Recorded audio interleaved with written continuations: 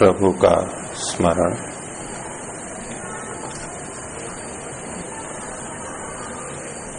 भावना बनाएं। सर्वव्यापक परमात्मा में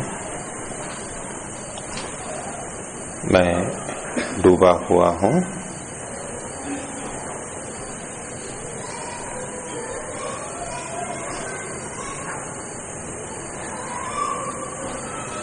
व्याप्य व्यापक भाव संबंध,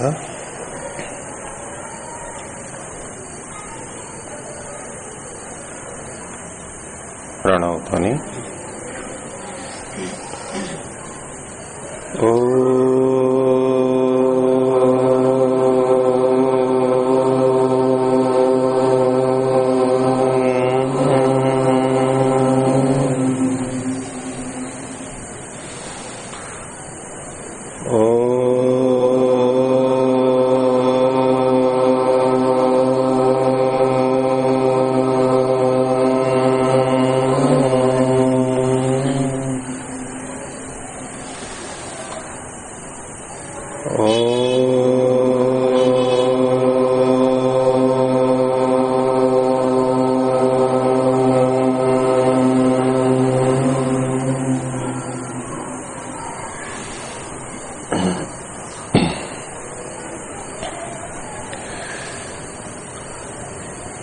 पिछले 2 दिनों से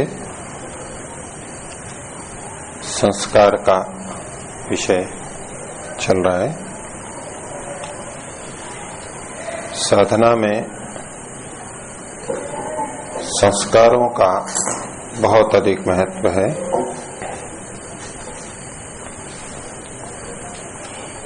अष्टांग योग की अंतिम परिणति संस्कारों के दग्ध बीज होने में है।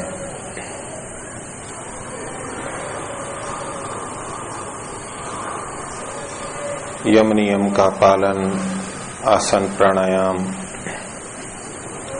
मन को एकाग्र करने के लिए धारणा, ध्यान, प्रत्याहार, ये सब हमें बहुत मुख्य दिखाई देते हैं और हम उसी के लिए ही प्रयत्न करते हैं अधिकतर। मन को एकाग्र करना है, वृत्तियों को रोकना है, अच्छे विचार लाने हैं। लेकिन वृत्तियों को भी नियंत्रित करने का प्रयोजन संस्कार है। वृत्तियों के नियंत्रण होने का अपना विशेष महत्व है, उपयोगिता है, लेकिन उससे भी बड़ी उपयोगिता संस्कारों के स्तर पर है। वृत्तियों का नियंत्रण संस्कारों को ठीक करने का एक माध्यम है और इसीलिए अन्य ध्यान पद्धतियों और वैदिक ध्यान पद्धति में बड़ा अंतर है। कुछ व्यक्ति, कुछ संस्थाएं, कुछ साधक ध्यान आदि को इतने मात्र के लिए कराते हैं कि एकाग्रता आए, मन में शांति आए। मन पर कोई संस्कार पड़े, इसको लेके शिविर लगाने वाले, बताने वाले, सिखाने वाले बहुत कम ही होते हैं। उनका उद्देश्य इतना मात्र होता है कि चंचलता हटे, एकाग्रता आए, अशांति हटे, शांति आए। एकाग्रता होगी तो पढ़ाई में मन अच्छा लगेगा, काम अच्छा होगा, अनुसंधान है तो वो अच्छा होगा, जितने भी कार्य करते हैं वो अच्छे होंगे। आप विभिन्न ध्यान कराने वालों को, संस्थाओं को आप देखेंगे तो वो इसी के आसपास घूमते रहते हैं।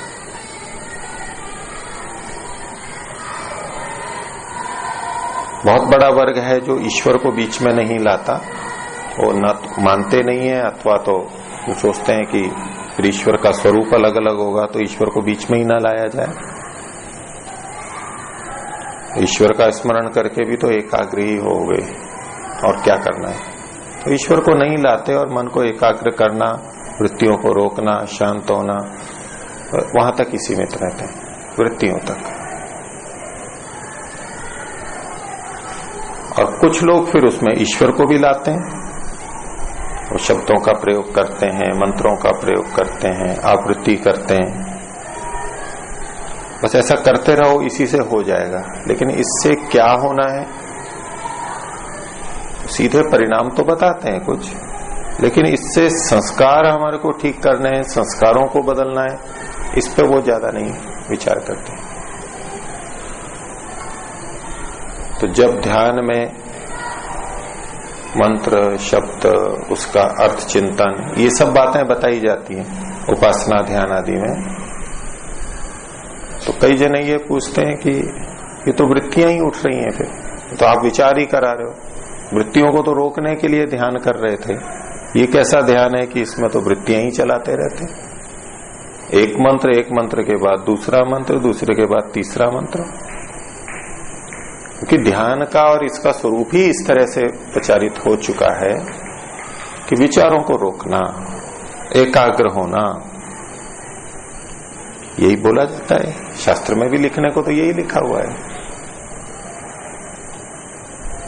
लेकिन अपनी वैदिक उपासना पद्धतियों में, उपनिषद की ले लीजिए और ले लीजिए, उसमें ईश्वर के विभिन्न गुणों का चिंतन किया जाता है, मंत्र को माध्यम बनाया जाता है। और कई आजकल की ध्यान पद्धति वाले इसीलिए ये जप को और मंत्र को, इनका खंडन करते हैं, निषेध करते हैं, बोले ध्यान को जानते ही नहीं है। ध्यानम निर्विषयम मन तत्र प्रत्येक तानता ध्यानम, ये सब भी बोलेंगे। देखो ये सारे शास्त्र में है, और ये मंत्रों को बुला रहे हैं, बार बार आवृत्ति करा रहे हैं, वही मन की चंचलता, वही मन को लगा रहे हैं। ऐसा करके आलोचना भी बहुत होती है इसकी, और लोगों को भी लगता है कि बात तो ठीक कह रहे हैं, एकाग्रता के लिए। आप लोगों को भी यही लग रहा होगा, बहुतों को। तो वैदिक ध्यान पद्धति में या साधना में, उपासना में विभिन्न मंत्रों को बोला जाता है। न केवल मंत्रों को बोला जाता है, उसके अर्थ का विचार चिंतन भी करवाया जाता है। उस सब का प्रयोजन है। उस समय अन्य विषयों से रोका जाता है, इतनी एकाग्रता हो गई, इतनी पर्याप्त है। अब मन पे संस्कार डालना है, ये जो सकारात्मक काम होना है, उसके बिना लंबी ध्यान साधनाएं करना, केवल चुप बैठ जाना, वो उतनी लाभदायक नहीं होगी। मौन बैठे हैं, अन्य वृत्तियों को रोका है, उसका भी अपना लाभ है, बहुत लाभ है, लेकिन इतना ही मात्र तो हमारा लक्ष्य नहीं कि एकाग्र हो जाए। एकाग्र होके अब क्या करना है हमें, वो अपने संस्कारों पर काम करना होता है। ध्यान के समय, उपासना के समय मन पर काम करना होता है। ये एकाग्रता या प्रत्याहार, धारणा, एक जगह मन को टिकाना, ये सब किस लिए है? यही तो लक्ष्य नहीं है, ये तो स्थितियां हैं। इन स्थितियों को बना के हमें कुछ करना है वहां पर अंदर, अपने मन के ऊपर, अपनी बुद्धि पे, अपने चित्त पे। और वो क्या करना होता है? वो संस्कार ही होते हैं। मूल काम हमें संस्कारों पे करना होता है। वो वृत्ति के माध्यम से करते हैं, विचारों के माध्यम से करते हैं, क्योंकि वृत्ति और संस्कार का संबंध है। जैसी वृत्ति वैसा संस्कार, और फिर जैसा संस्कार वैसी वृत्ति भी उठेगी। हम सीधे सीधे संस्कारों पर काम नहीं कर सकते। वो चित्त के अपरिदृष्ट धर्म है, दिखाई नहीं देते, पता नहीं लगते। वृत्ति चित्त का परिदृष्ट धर्म है, जो हमारे पकड़ में आता है, ज्ञान में आता है, और उसके आधार पे हम वहां पर नियंत्रण करते हैं, उसको ठीक करते हैं, संस्कारों को ठीक करते हैं। वृत्तियों को अभ्यास करके किसी ने बहुत रोक लिया, एकाग्र कर लिया, इतने मात्र से साधना में प्रगति नहीं होने वाली है। ईश्वर की प्राप्ति, समाधि की प्राप्ति इतने मात्र से नहीं होने वाली है। एकाग्रता तो सांसारिक कार्यों में भी होती है, भौतिक कार्यों में, सांसारिक कार्यों में बहुत अच्छी एकाग्रता होती है। संगीत में होती है, साहित्य में होती है, चित्रकारी में होती है, निशानेबाजी है तो उसमें होती है, और खेल हैं, कर्तव्य हैं, कलाकार क्या क्या करते हैं, नृत्य है, ऐसे बहुत सारे कार्य हैं, कविता लिखने वाले हैं, उन सब में एकाग्रता होती है। वैज्ञानिक होते हैं, खो जाते हैं बिल्कुल, शास्त्रों को पढ़ते हैं, अन्य किसी भी शास्त्र को, उसमें खो जाते हैं व्यक्ति, खेलकूद में खो जाते हैं, फिल्में देखने में खो जाते हैं, एकाग्र हो जाते हैं। एकाग्रता के कोई एक स्थान है क्या? सैकड़ों। लेकिन क्या इतनी एकाग्रता से या एकाग्रता होने मात्र से अध्यात्म प्रारंभ हो जाता है? एकाग्रता लौकिक कार्यों में भी चाहिए और सांसारिक अधार्मिक कार्यों में भी एकाग्रता होती है। एकाग्रता का सुख वहां भी आता है, लेकिन वो अध्यात्म पे चल रहे हैं ऐसा नहीं कह सकते। तो ध्यान साधना और योगाभ्यास का प्रयोजन मात्र एकाग्रता नहीं है। एकाग्रता तो एक साधन है, उससे कुछ हमें करना है आगे।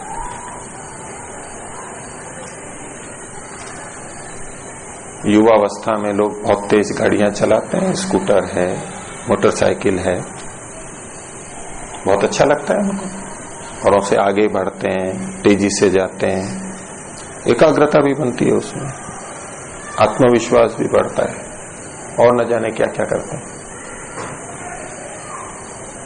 ये एकाग्रता का अभ्यास कुछ हुआ है, उसका उपयोग कोई साधना में करना चाहे तो कर सकता है, लेकिन एकाग्रता आ गई इतने मात्र से साधना चल रही है ये नहीं कह सकते, ये कोई लक्षण ही नहीं है। तो अंतर क्या है उस एकाग्रता में और इस एकाग्रता में? ये मुख्य अंतर संस्कारों का ही है।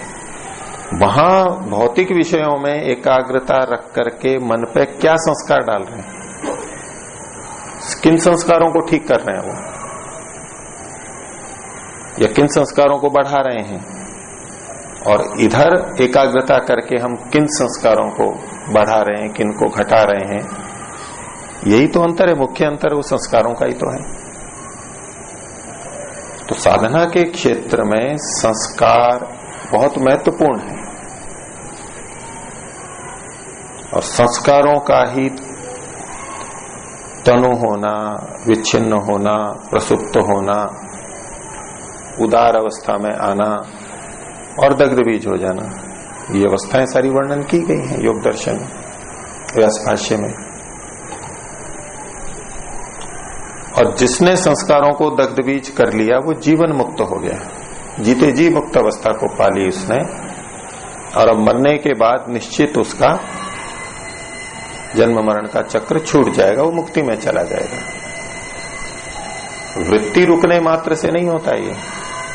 वृत्ति को एकाग्र कर लिया, संप्रज्ञात समाधि लग गई, बहुत ऊंचा सुख आ गया, वितंबरा प्रज्ञा उत्पन्न हो गई, यथार्थ ज्ञान ही हो रहा है, वो सब बहुत ऊंची बातें होता है वो भी, लेकिन इतना मात्र तो नहीं लिखा वहां पर।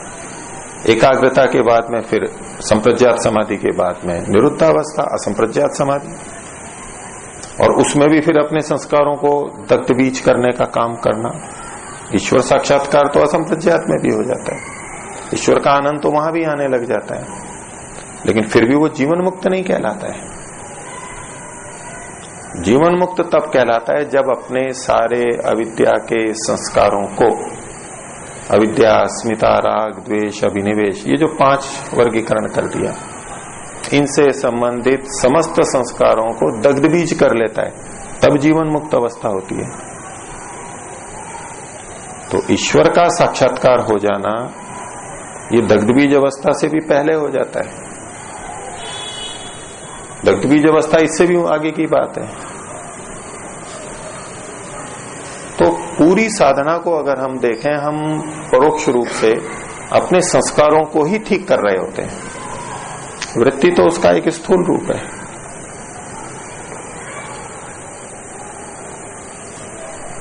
हम जहां पर हैं उस स्थिति के अनुसार संस्कारों पे हम अपना अपना काम करते हैं। लेकिन यदि साधक के मन में ये स्पष्टता हो कि मूल बात संस्कार को ठीक करना है, तब वो जो भी करेगा उस बात को ध्यान में रखते हुए करेगा और उसकी क्रियाएं ठीक होने लग जाएंगी। और अगर ये मूल बात इधर उधर हुई भी है, स्पष्ट नहीं है, तो करता तो बहुत कुछ रहेगा, लेकिन ऐसा करता रहेगा कि जिससे संस्कार पे उतना प्रभाव भी ना पड़े, थोड़ा पड़े। सदा ये ध्यान रहे कि मुझे अपने संस्कारों को ठीक करना है, चाहे अध्ययन से कर रहे हैं हम, सेवा से कर रहे हैं, तपस्या से कर रहे हैं, और किसी उपाय से कर रहे हैं। तो जो विषय कुछ पहले भी और आज भी रखा, तो आप लोगों के मन में संस्कार से संबंधित कोई प्रश्न हो, पिछले भी जो कोई बाकी हो, तो उसको पूछ लेते हैं। फिर हम इस संस्कारों के बाद में फिर एक अगला विषय जो भी है वो प्रारंभ करेंगे। आपका कल बाकी था? नहीं। और कोई नए हो जिन्होंने पहले नहीं पूछा हो कुछ? नहीं, आप पूछे।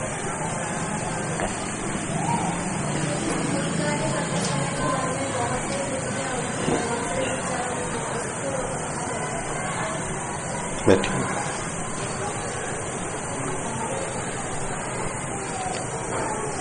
स्थूल कार्यों को करते समय जो अन्य विचार आते हैं उनको रोकने का क्या उपाय है? अन्य विचार यदि ठीक नहीं है तो उनको रोकना चाहिए। उन विचारों के आने से यदि हमारे वर्तमान के कार्य करने में बाधा हो रही है तो रोकना चाहिए, नहीं तो कोई आपत्ति नहीं है। दो बात कही मैंने, किसी कार्य को करते समय अन्य विचार आ रहे हैं तो उसको कैसे रोकें। तो वैसे तो इसके पीछे भाव यही है कि उन विचारों के आने से इस कार्य में बाधा हो रही है, ऐसा ही तो होगा भाव आपका। मन थक जाता है,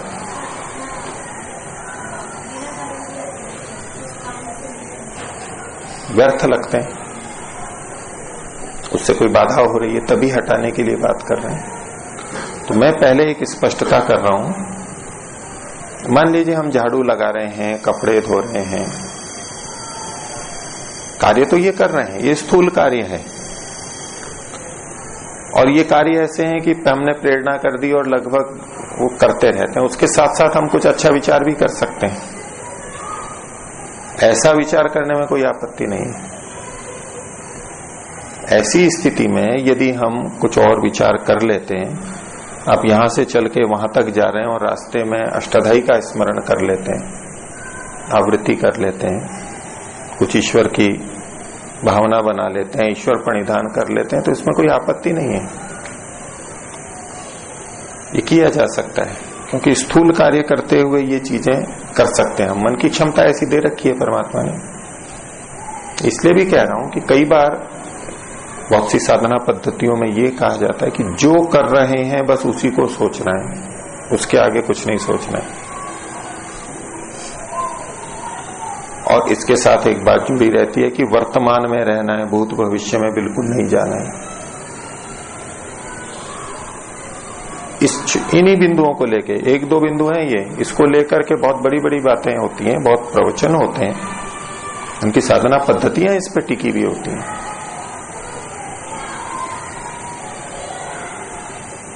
केवल वर्तमान में रहना है, तो कौन कितना रह पाता है ये अलग बात है, लेकिन वो कहते यही हैं, वर्तमान में रहना।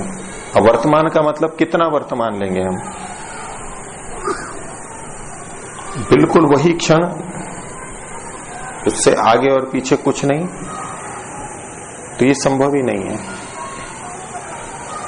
या वो कहें कि नहीं, वर्तमान से आगे पीछे का भी जो समय है, वर्तमान के समीप वाला, जैसे व्याकरण में ले लिया जाता है, भाषा में लेते हैं, वो वर्तमान के समान मान करके करते हैं। तो पहली बात तो बिल्कुल शब्दशः वो वर्तमान संभव ही नहीं है। वो कोई भी बोलता है तो अगला वाक्य आगे का विचार तो आ रहा है, मैं किस विषय को प्रस्तुत कर रहा हूं, कितनी देर बोलना ये पता है या नहीं है भविष्य का। यहां से वहां तक चल के जा रहे हैं तो ये जो पहला कदम बढ़ा रहे हैं वो उसी तरफ क्यों बढ़ा रहे हैं, इस तरफ क्यों नहीं बढ़ा रहे हैं, इसी सड़क से क्यों जा रहा है, उससे क्यों नहीं जा रहा है। बोले वर्तमान में है, लेकिन वो आगे की चीज पता है ना कि मेरे को संत कुटीर में जाना है या यहां जाना है, तो उस भविष्य को हटाएंगे क्या? रहता ही है, उसमें आपत्ति नहीं है। मैं ये कह रहा हूं अगर आपको एक वर्तमान में रहना है तो रह सकते हैं, वो भी अच्छी बात है, लेकिन यही साधना हो और आगे पीछे का सोचा मतलब साधना से च्युत हो गए हम, ऐसा नहीं मानना। वर्तमान में रहना भी साधना है, रह सकते हैं वो आप कभी किसी विशेष स्थिति में ध्यान साधना में बैठे, लेकिन हर व्यवहार के करते समय केवल वर्तमान में रहना और दूसरा न सोचना तो, और दूसरा सोच लिया तो ये साधना टूट गई, ऐसा नहीं हो कि इतना बात कह रहा हूं, वो भी साधना है वर्तमान में रहना। तो कुछ स्थूल कार्यों को करते हुए यदि हम मन के अतिरिक्त सामर्थ्य को दूसरे विचारों के लिए उपयोग कर लेते हैं तो कोई हानि नहीं है, ये अच्छा है, कर सकते हैं। दिक्कत कहां पर है? यदि अन्य विचार करने से हमारे वर्तमान के कार्य में बाधा आ रही है, जैसे कि पढ़ने के समय हो जाएगी, कक्षा में बैठे और विचार करने लगेंगे तो बाधा आएगी। लेकिन आप वस्त्र धो रहे हैं और उसमें बीच बीच में विचार कर रहे हैं तो कोई बाधा नहीं आती है, वस्त्र ठीक धुलेंगे। हाँ, कोई बहुत ज्यादा सोचने लग गया तो वस्त्र भी नहीं धुलेंगे, ठीक, लेकिन इतना नहीं, इतना किया जा सकता है। और अच्छे विचार हों और वर्तमान के कार्य में बाधा नहीं आ रही हो तो उससे कोई चिंता नहीं करनी चाहिए। ये मैं आपके न पूछे हुए भी अतिरिक्त बात बोल रहा हूं।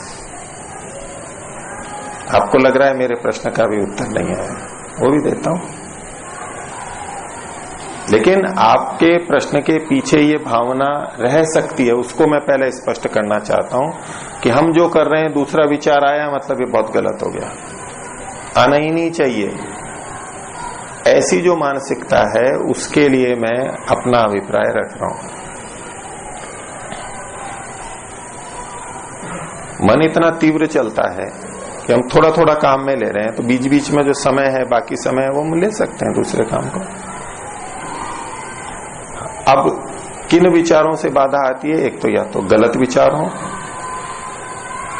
अथवा उन विचारों से, अच्छे विचार भी हों या बुरे भी हों, उन विचारों के आने से हमारे वर्तमान के कार्य में बाधा आ रही है तो उनको रोकना चाहिए। यहां आपका प्रश्न बन सकता है और इसी का ही मैं उत्तर दूंगा आपको कि किसी कार्य को करते समय जब अन्य विचार आते हैं तो उनको कैसे रोकें, यही प्रश्न है ना आपका।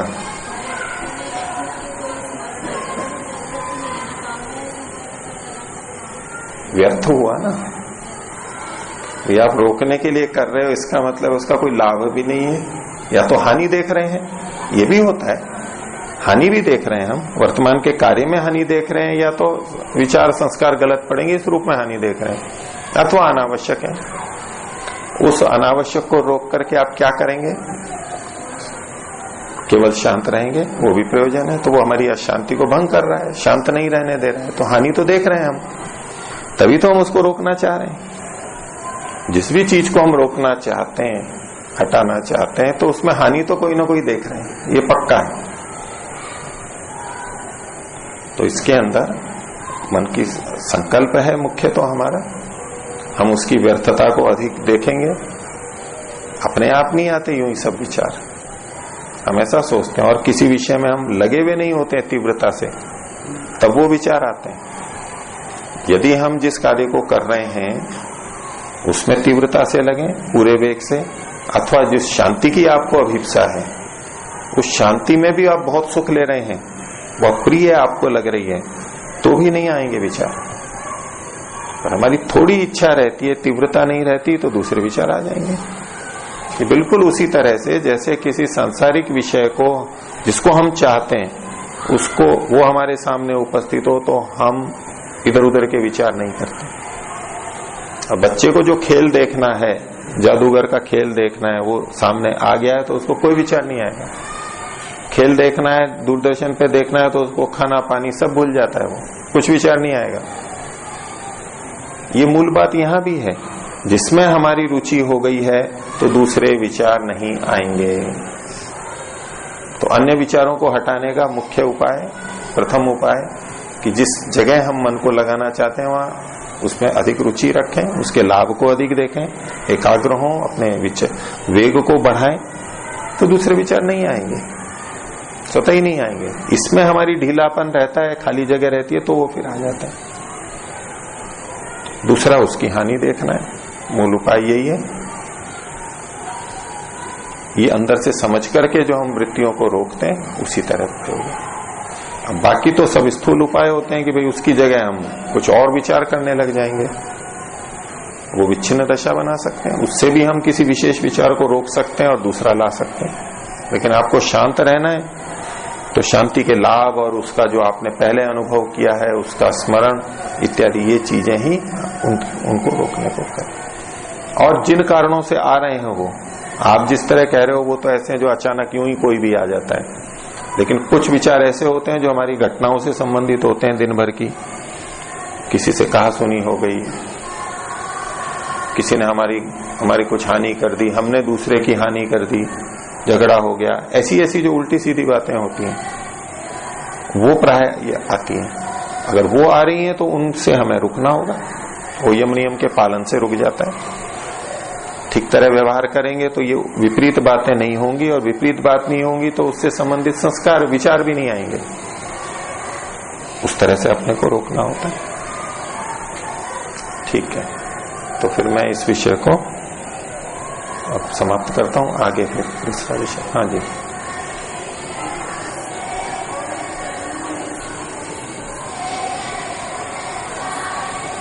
तनु श्रेष्ठ है। उनका प्रश्न है कि प्रसुप्त और तनु में से कौन सी अवस्था श्रेष्ठ है। दो दृष्टि से उत्तर दिया जा सकता है। आपको लग रहा होगा प्रसुप्त ज्यादा अच्छी है। तनु का मतलब है वो क्षीण हो गए लेकिन अभी हैं बने हुए, उभार है, थोड़ा उभार है। और प्रसुप्त वो हुए जो अभी उभरे हुए नहीं है। तो इस दृष्टि से देखेंगे तब तो प्रसुप्त ज्यादा अच्छे लगेंगे। ठीक है, लेकिन अगर उसको दूसरे ढंग से देखेंगे, जिस तरह से मैं बोलना चाह रहा हूं, तो तनु किया हुआ ज्यादा अच्छा है। क्योंकि प्रसुप्त किया हुआ भयंकर होता हुआ भी अभी प्रसुप्त है। जब वो उठेगा तब दो तरह के पागल व्यक्ति हों। पागल से मेरा मतलब जो क्षोभ वाले हों। एक बहुत उग्र हो जाते हैं, जैसे बहुत उग्र हो जाते हैं। उग्र तो है लेकिन अभी सोया हुआ है वो, उसको औषधि दी हुई है। और एक दूसरा है जगा हुआ है लेकिन थोड़ा थोड़ा सा कर रहा है, ठीक है, वैसे वो थोड़ी थोड़ी उग्रता है। तो कौन सा ज्यादा ठीक है? अभी की दृष्टि से देखेंगे तो लगेगा ये सोया हुआ है जो ठीक है, लेकिन कुल मिलाकर के उसका आकलन करेंगे तो अभी तो सोया हुआ है, जगने के बाद क्या करेगा ये। और जो जग भी रहा है लेकिन थोड़ा सा उग्र है, कमजोर हो गया है, ठीक हो गया है काफी, वो हमारे को ज्यादा ठीक लगेगा। तो आप वर्तमान की स्थिति देखेंगे तो प्रसुप्त अच्छा लगने लगेगा, भी वो उभरा हुआ नहीं है। लेकिन वास्तव में कौन सा ठीक है? ये पागलपन के उदाहरण को आप ले सकते हैं। उस व्यक्ति को आपको कौन सा अनुकूल लगेगा? जिसको रोग कम है, भले ही उभरा हुआ है, थोड़ा उग्र है, भाई आप उसको हमेशा तो प्रसुप्त रख नहीं सकते, सुला के रख सकते हो क्या उसको? जो संस्कार अभी प्रसुप्त है, मान लो छोटा बच्चा है, उसमें बहुत सारे संस्कार अभी उभरे ही नहीं है, इससे कोई खुश होने की बात नहीं है। तो जैसे ही बड़ा होगा वो कितने उभर करके आ जाएंगे, कितने उग्र हो गए क्या पता है। लेकिन बड़ा हो गया है और वो संस्कार उसने कमजोर कर दिए, तनु हो गए, ये ज्यादा अच्छी स्थिति है।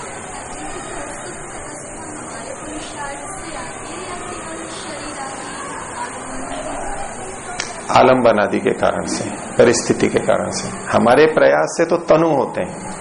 योग दर्शन में कहीं भी ऐसा नहीं लिखा है कि ऐसा करने से संस्कार प्रसुप्त होते हैं, कहीं नहीं लिखा है। हाँ, तनु होते हैं ये लिखा है, क्रिया योग में लिखा है। समाधि भावनार्थ है, क्लेश तनु करणार्थश्च। क्लेश तनु किए हुए ही दग्ध बीज में जाते हैं। हमारे द्वारा जो किया जाता है वो तनुत्व है। प्रसुप्त तो वैसे ही स्वभावतः आ गया है। अब विषय विनिवर्तनते निराहार से देहि ना,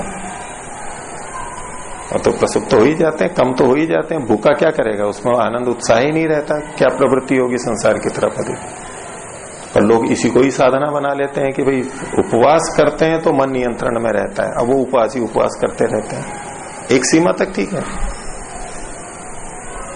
बाकी तो क्या, रसवर्जम रसोप्यस्य परम दृष्टवा निवर्तते। मुख्य तो वो है, उसमें रस आना समाप्त होना है। प्रसुप्त तो है, ये कोई खुशी की बात नहीं है। ये तो प्रसंगवशात हमारी अवस्था, आयु और किन्हीं कारणों से प्रसुप्त हो जाते हैं, नहीं है अभी। विच्छिन्न दशा भी कोई अच्छी बात नहीं है। अभी क्रोध आया हुआ है तो राग घटा हुआ है, राग उठ गया, प्रेम उठ गया तो गुस्सा हट गया। अभी से गुस्सा हट गया उस समय, ये कोई प्रसन्नता की बात है क्या? लेकिन विच्छिन्न ही तो हुआ है, उसका कोई संस्कार क्षीण नहीं हुआ। आलम्बन आते ही फिर वैसा का वैसा ही गुस्सा, फिर वैसा का वैसा ही द्वेष। तात्कालिक रूप से ठीक है कि हमने विच्छिन्न बना दिया और हमें थोड़ा सा ठीक लग रहा है, लेकिन तनुत्व करने की बात आती है बार बार। प्रसुप्त करने के लिए कोई स्थान नहीं, एक भी शब्द नहीं है करने के लिए, बस अवस्था होती है, ये मात्र सूचना दी गई है योग दर्शन में। तो तनु जो किया गया है, तनु भी तो प्रसुप्त रह सकता है, जागते हुए भी तनु रह सकता है, तनु प्रसुप्त भी हो सकता है। उग्र जो है, उदार अवस्था है जिसकी, जो संस्कार बहुत अधिक है, वो भी प्रसुप्त रह सकता है। प्रसुप्त तो दोनों रह सकते हैं। एक स्वस्थ व्यक्ति भी प्रसुप्त रह सकता है, एक पागल विक्षिप्त बहुत आक्रामक व्यक्ति भी सुप्त रह सकता है। वो दोनों सोए हुए हैं, इसका ये मतलब तो ना कि एक जैसे हैं।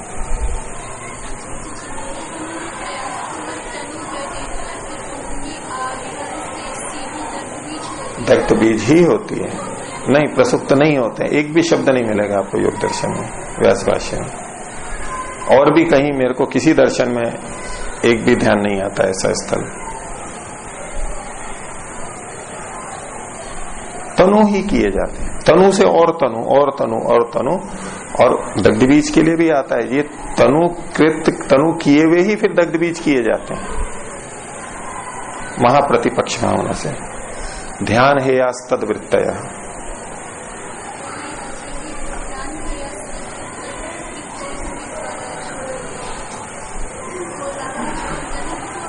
तनुत्व होगा, तनुत्व होगा, इसी से होगा, वो महाप्रतिपक्ष भावना से होगा। प्रतिपक्ष भावना से क्षीण होंगे, फिर महाप्रतिपक्ष भावना से। चौथे पाद में भी जो एक सूत्र आता है, इनकी समाप्ति जैसे वृत्तियों के क्षीण करने की होती है, वैसे ही इसकी भी होती है। समान ही उपाय एक ही है, प्रतिपक्ष भावना महाप्रतिपक्ष भावना, ये ही एक मूल और अंतिम उपाय है। वैसे ही क्लेशों की, संस्कारों की भी होती है। वो सूत्र है चौथे पाद में, मेरे को भी ध्यान नहीं आ रहा है।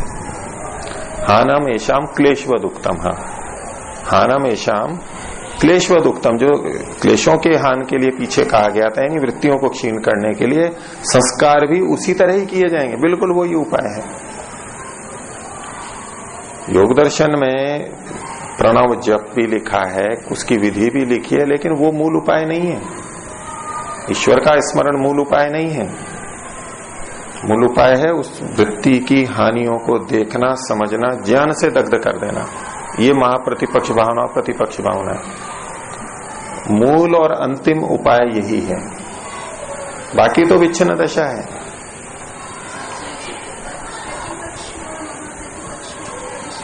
बस वही अधिक किया जाता है और कुछ नहीं। जब क्लेश तनु हो जाते हैं, सूक्ष्म हो जाते हैं, वो प्रतिपक्ष भावना से नहीं जाते हैं, वो फिर महाप्रतिपक्ष भावना से जाते हैं। तो सामान्य से नहीं जाते। आपके सामने मैंने पहले उदाहरण रखा है, नहीं रखा मेरे को याद नहीं, कि कोई वस्त्र मिट्टी में लिप्त हो गया हो कीचड़ में, तो उसका जो स्थूल मल है लिपटा हुआ है वो कितनी आसानी से जा सकता है। और कुछ नहीं तो उस कपड़े को यूं ही झाड़ें तो भी बहुत सारा, इतनी सारी मिट्टी हम निकाल सकते हैं, बहुत आसानी से चला गया। और थोड़ा निकालना हो तो भाई पानी की बाल्टी ले ली, उसमें डाल दिया, 2-4 डुबकियां लगवाई, थोड़ा सा मसल दिया तो भी बहुत सारा निकल जाता है। अब और साफ करना है तो अब भी इतनी आसानी से जाएगा क्या? अब थोड़ा साबुन लगाना पड़ेगा। अब साबुन लगा करके भी धो दिया, अभी भी कुछ गंदगी है अंदर, रंग आ गया है उस पे, वो कैसे जाएगा? उतनी आसानी से जाएगा क्या? और कठिन होता जाएगा। और साबुन लगाएंगे, कुछ और चीज लगाएंगे, टीनापॉल लगाएंगे, डंडे से कूटेंगे, हाथ मारेंगे। वो मल है तो सूक्ष्म, मात्रा में थोड़ा सा है, लेकिन वो सूक्ष्म मल है। स्थूल मल तो बहुत शीघ्रता से चला जाता है, सूक्ष्म मल और कठिनता से जाता है, महाप्रतिपक्ष भावना से जाता है। अधिक साबुन लगाना पड़ेगा, कुछ और विशेष तरल द्रव्य रसायन लाना पड़ेगा, और कुछ करना पड़ेगा।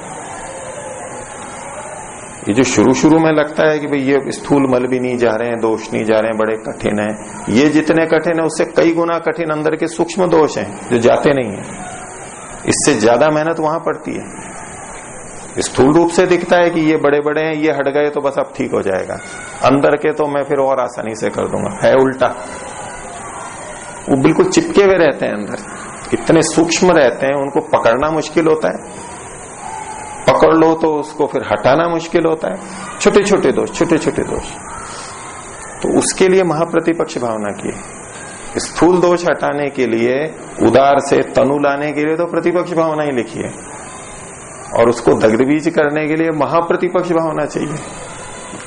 और ऊंचे ज्ञान से, और ऊंचे वैराग्य से, और एकाग्रता से, सूक्ष्मता से काम करना पड़ता है। इतना रखते हैं, फिर और कर लेंगे, वैसे भी समय अधिक हो गया। ठीक है, अगर और आपके इस विषय में प्रश्न है तो कल संस्कारों के बारे में और लेंगे।